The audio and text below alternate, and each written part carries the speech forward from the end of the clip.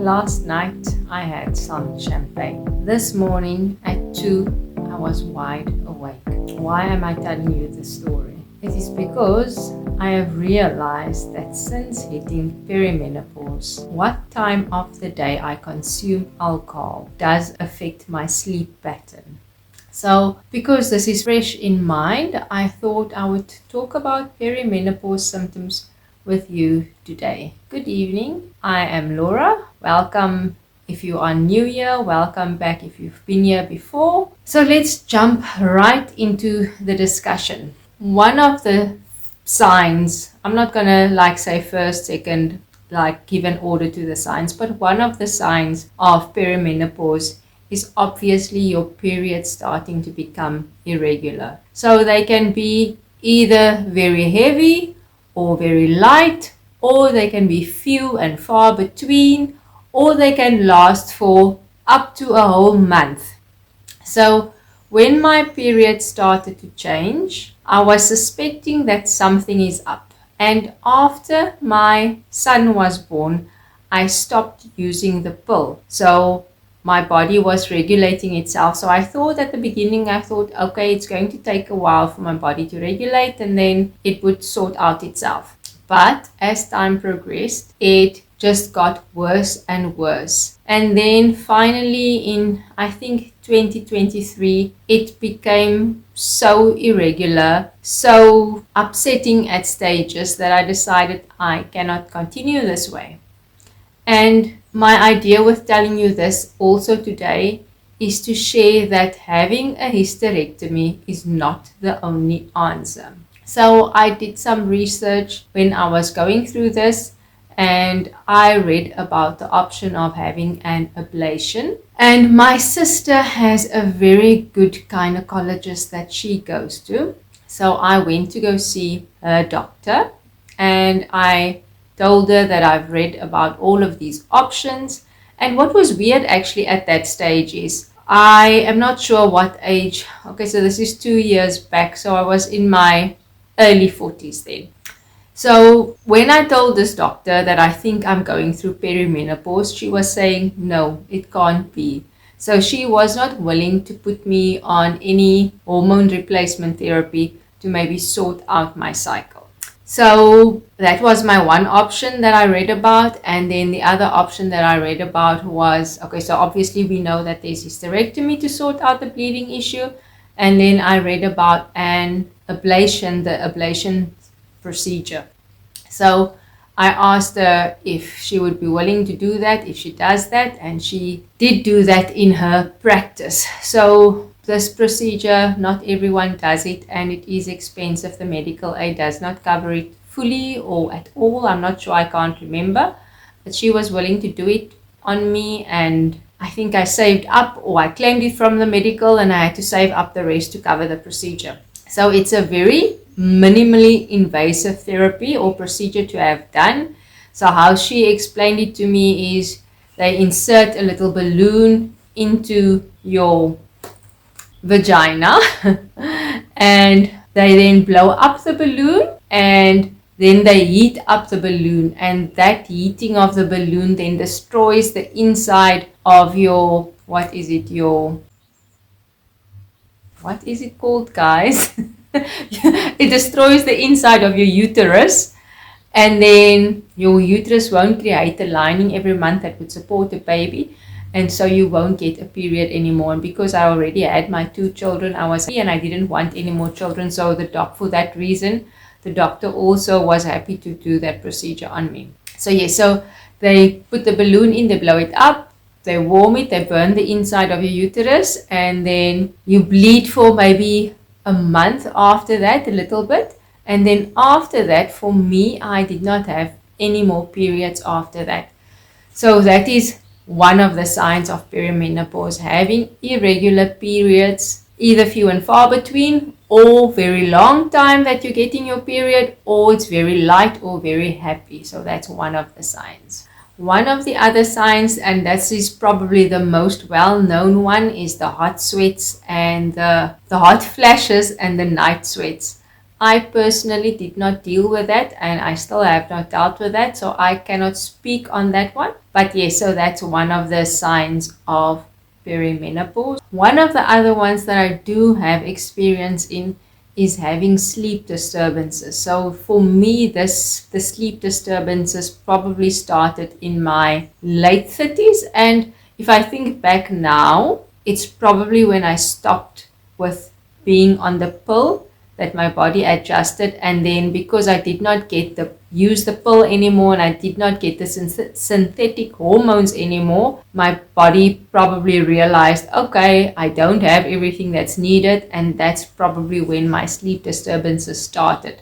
So basically every night I would wake up round about 2-3 in the morning, and then my mind would race. I could not calm down again. Not that I was upset or anything, but I got so stressed because I could not sleep, and I knew I had to wake up early in the morning, go to work. So it was just a vicious cycle. So yes, I have experience in that. And for me, I started taking a herbal remedy to help with the sleep issues that I was having. And that worked out nicely for me.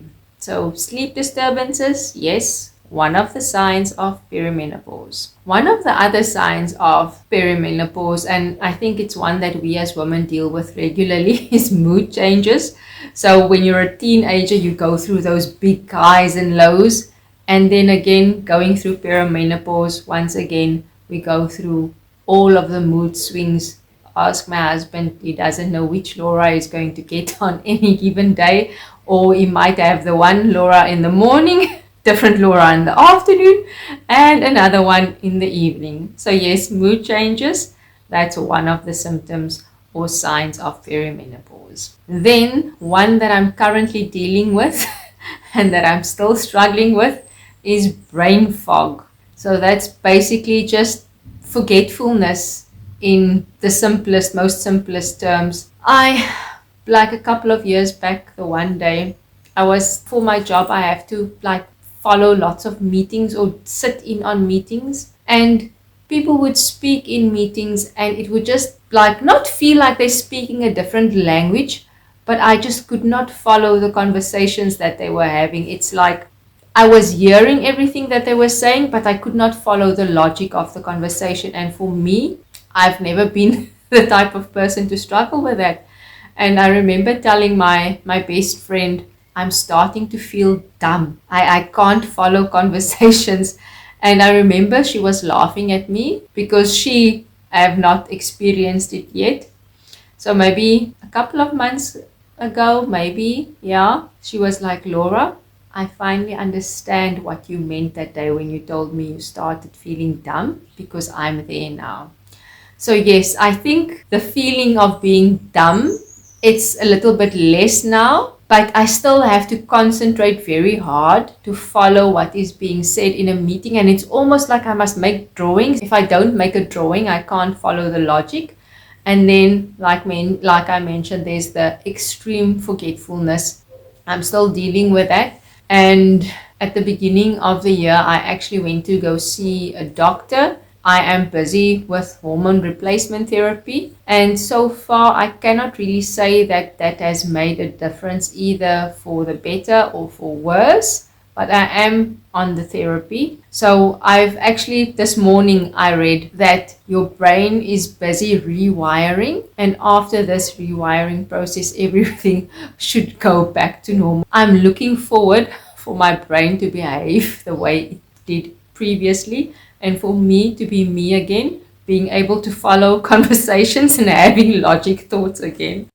Then something else that hits close to home for me, it's weight changes and bloating. So after I went off the pill way back when, how many years ago, when my son was born, maybe a couple of years after that, I was identified. I was diagnosed with having IBD. Now, IBD is an inflammatory disease, and they say that our hormone levels, and I think especially estrogen, has an effect on our body's inflammatory response. So I think estrogen regulates your inflammatory response. But this I only found out recently. So because I've been diagnosed with IBD, and bloating and weight gain it's either weight gain or weight loss. It goes hand in hand with IBD. So for me, since that time already, I've had the bloating and my weight either going up or going down based on where I was with my diagnosis. But one of the signs of being perimenopausal is also weight gain and being bloated. I think I've got that in like a little double whammy. My tummy is almost always bloated, but I can add that since I've been doing the Dukan diet now since early May, I am not experiencing that amount of bloat that I used to have. Let me just take a sip of tea quickly.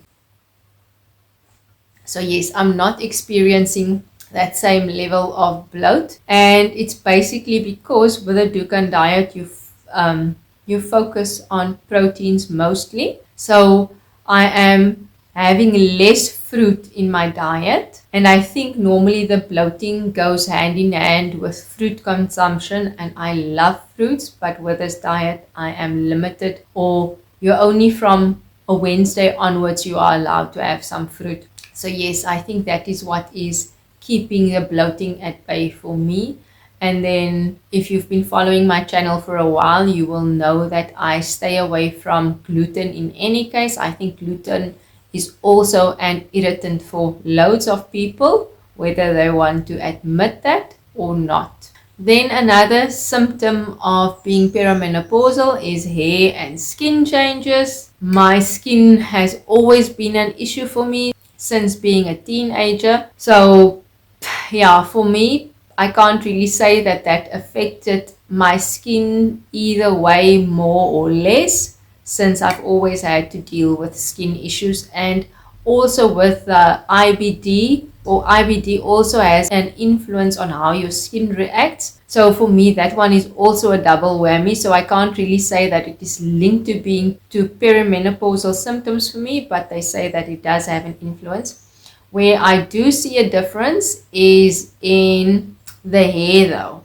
I feel that my hair is drier, more coarse than it was before. And then also I feel that my hair on the top here, it's a little bit thinner than it used to be. And also what I have on the side feels thicker than what it is on the top. So that is also a sign of perimenopause. Okay, then this one, if you've got kiddies, maybe take them out of the room quickly. Then obviously there is changes in your libido, so your drive, and yes, I agree, there's changes in your drive.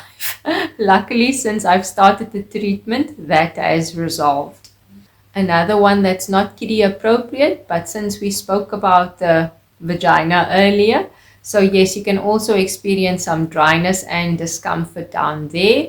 And once again, since taking the HRT treatment, that also helps with that. So I can confirm that that works for that also. Then a bunch of other symptoms that are also linked to perimenopause, and I'm just going to read them for you because they are on a little list here.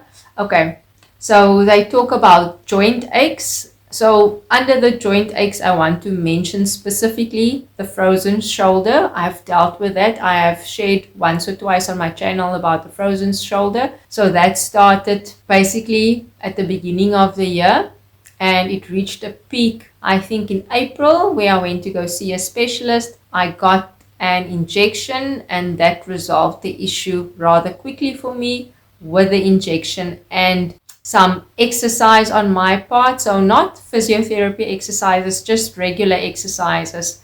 It got sorted in maybe a month or two. So yes, if you are ever in that position, I almost want to say don't waste your money on going to physio or to a physio. Rather just go to someone that can give you the injection. Start exercising if they clear you, and like I said, within a month or two, my mobility was back, the pain was less, Actually, on the day of having the injection, the pain level already lessened starting on that day, and it just went downhill from there with the pain management.